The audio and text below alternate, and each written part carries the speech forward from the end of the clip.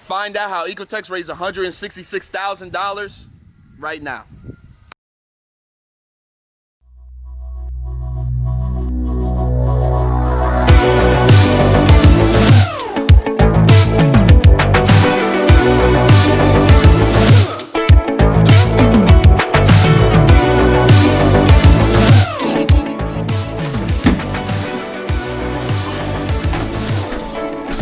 It's lunchtime. Walk right in. Ooh, but it's so much harder than it sounds. I know it's closing if I just stand still. Cause you won't wait forever, so just hear me out. It is not like I don't want you, just scared to try. Even if the odds are in my favor, I just need more time. So if you wait just a little bit longer. What's up, everybody, man? So it's Nelson Thomas. Welcome back to the YouTube channel. Appreciate you guys being here. I'm excited to talk about today what exactly is equity crowdfunding. And you saw in the title that the company I co-founded, ecoText, was able to raise $166,000 through equity crowdfunding, which was really a spark plug for us to gain a lot of traction within the realm of entrepreneurship and piggyback on that investment. So it was an exciting time for us, and I'm excited to share some of those details with you and how we were able to achieve it, and maybe you can utilize some of that strategy within your equity crowdfunding efforts. So to start, exactly what is equity crowdfunding? So the way you can think about equity crowdfunding is it's a private offering by a company towards the public, similar to what normal crowdfunding is, except that the company that is seeking those monetary exchanges from the public is giving in return a portion of their company away based on the investment. So for example, we gave 8.5% of our company away for a particular evaluation, which was a $2.5 million evaluation to the public, so that they would have the opportunity to invest in our company, and for the money that they put forth, instead of just putting it forth to us for a good deed, they in turn get some type of reward from it, which is percentage equity in our company that they now have the opportunity to see a liquidation upon in a particular time frame. So that's really the main difference between equity crowdfunding and normal crowdfunding, is that there is some type of benefit for the purchaser, and that is shares within the company. So you can hit up that person who is your friends, your family, that person that owes you money, in terms they can buy into the company and exchange, get stock options or shares within the company to then be able to hold those and receive a liquidation at some point down the line when that becomes appropriate. And then for you receive those monetary exchanges. You can have those and utilize that capital to run the business and extend and grow your venture in a more seamless way, a more frictionless way than necessarily what they call bootstrapping, which is just putting forth your own monies to be able to operate the business on a day-to-day, which is necessary as an entrepreneur, but obviously over time that becomes less and less feasible as you're trying to scale and grow your venture to the big leagues. 1-1 for Dodson. Batista with a drive. Deep left field. No doubt about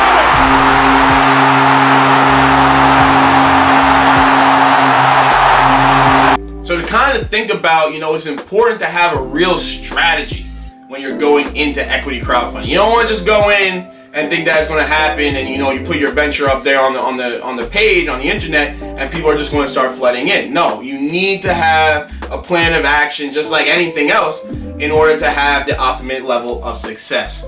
So one of the things that was really beneficial for us, and that we did a really good job of, and could have actually done a better job of in hindsight, is that it's all about the preparation. And it starts with friends, it starts with family, it starts with people who are invested in you, who've known you for your entire life, and really understanding the reach and validity of your personal network, right? And that's really one of the biggest things when you're starting out with an equity crowdfunding, is being able to know exactly who you're going to be talking to, who are those initial people who you can target within those first few months or weeks of the offering, to then understand and estimate where am I going to be within an X time period to be able to make strategic decisions where you may be. So it's all about the preparation. It's all about understanding your reach of your network and how much you'll be able to really seek an investment from people who really know you the best. It's also important to understand in that plan of action, how are you going to be reaching them? One of the big things that was really advantageous for us were the webinars that we put on, and we got to invite people to speak with them, on a personal basis about what we're doing as best we can. So is it going to be webinars? Is it going to be a lot of calling? Coming up with a strategy around outreach is going to be critical alongside understanding who your network is, investment size may look like, or investment opportunity may look like, and what their particular reach is, because it's going to have to be a stickiness and a growth effect to be able to see that much traction that you need within a lot of these equity crowdfunding platforms. So analyzing your network really brings me into the second point, which is you want to break down those individuals and people who you think are going to be quality leads in order to seek investment into 3 different types of tiers. And that first tier was family and friends, people that have known us for a long time, people who are bought into who we are and bought into what we're trying to do, really from the basis of they're trying to support us. They're our friends, they're our family, they're our mom, they're our dads, they're our uncles, sisters, brothers, cousins. They're our, best friend from back in high school. They're whomever, you feel near and dear that, you could call up on a whim and say, hey, I got this idea, I got this opportunity. You can invest in the company. It's something I've been working on for a long time that I'm trying to take to the next level. And you feel confident that that's going to be a strong yes. So really starting out and analyzing who are those tier 1 contacts that I can really bank on being the individuals who are going to be able to invest in my company more because it's because of you and they want to support you and your goals and your ambitions than really what necessarily they'll be getting at the end of the day. So when you're looking at the second tier, the tier 2 contacts, that's really people who may not be those initial friends and family who are going to be in your corner, who are going to be automatic kind of yeses, or at least as automatic as you can predict, but rather the individuals who are going to take a little bit more convincing. So maybe they're a coworker, maybe they're more of an acquaintance to you, maybe they're a mutual connection between somebody who is in your tier 1 contact and somebody who might be in that tier 2 contact.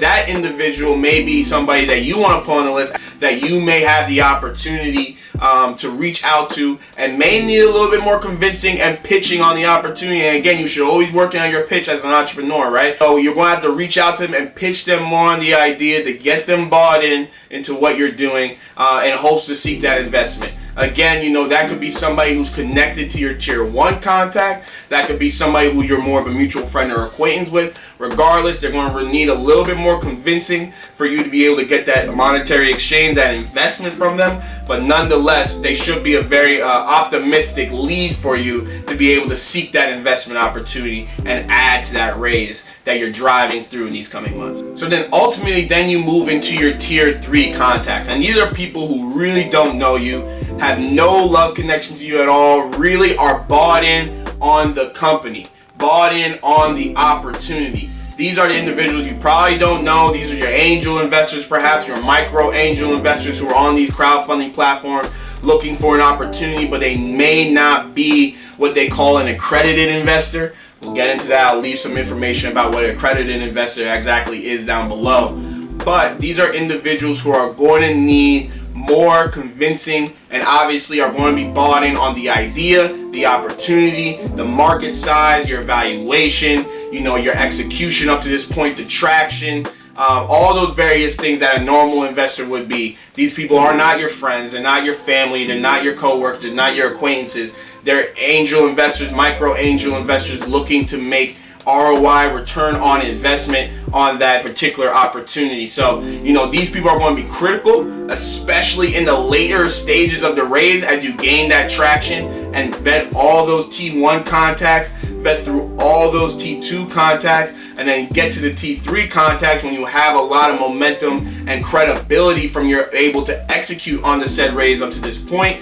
And then those people are going to be the ones who are looking at, okay, what is this opportunity? Can the team execute? Is the market size right? And is the timing right to the next level? So your tier 3 contacts are really for last, but they are the ones that could honestly really drive your investment forward.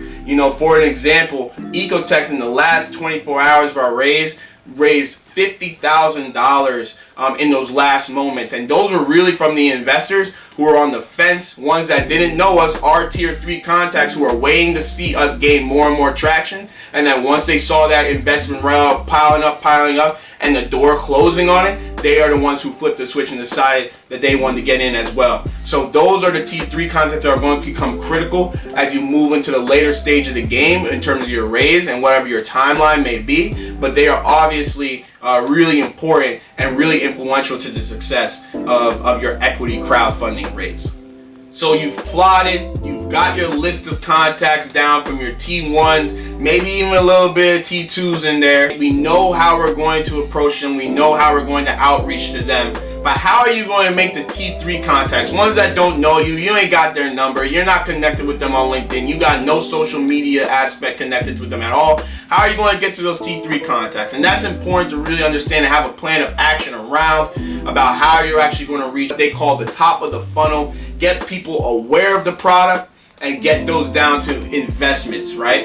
And you need to fully understand as well about how many people you actually need to speak to in order to have them become investors. And there's some information out there. I'll leave some information down below around that as well, about how maybe these contacts, some metrics and organization to go about knowing how many people you need to fill at the top of what they call the funnel in order to get them to convinced enough to buy into what you're doing on an investment level. It's really no different than selling in that regard. You're selling your service, but you're selling it to investors instead of buyers, right? But ultimately, that comes through different organic and paid content traffics, right? So we're doing right here, YouTube, organic paid content, right?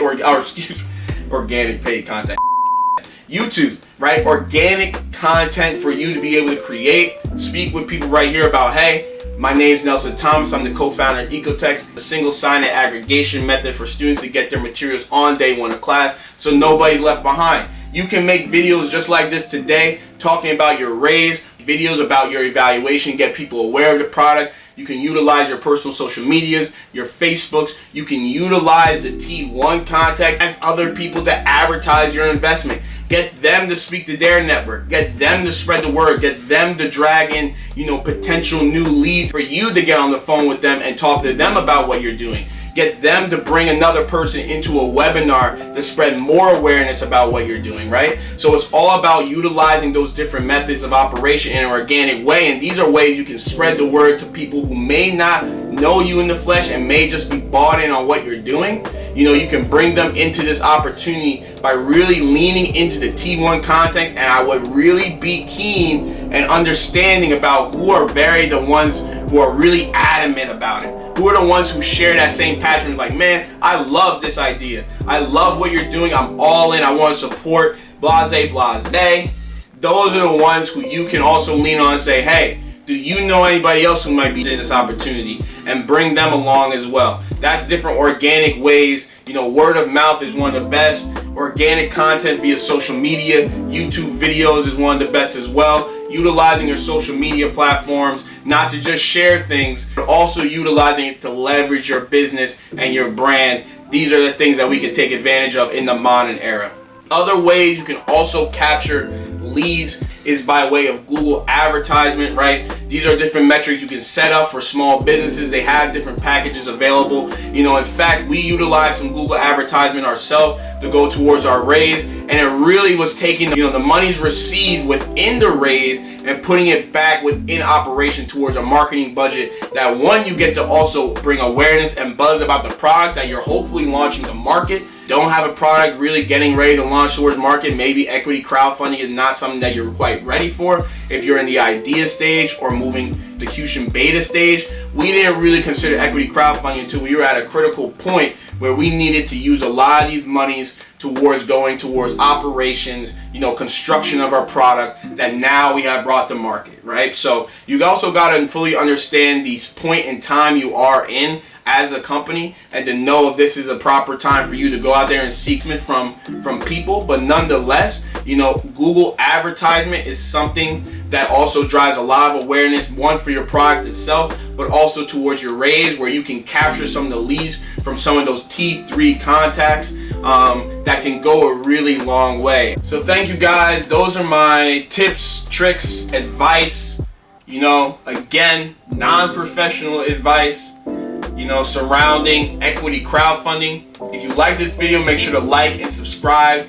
You know, hit that bell so you don't miss any episodes. And if you're an entrepreneur out there that has gone through equity crowdfunding, and there I've seen some really great numbers, and I'll leave some stories below, some people that have really reached some great heights in equity crowdfunding. Leave your comments below as well to help the next person out there who might be following up in your footsteps. Give them the same tips and tricks, or if you have your own tips and tricks, you know, leave those comments below. I would love to learn from you guys, and I'm sure others would love to learn as well. So again, my name is Nelson Thomas. I appreciate you guys being here. Welcome to Becoming More YouTube channel, and I look forward to talking to you soon.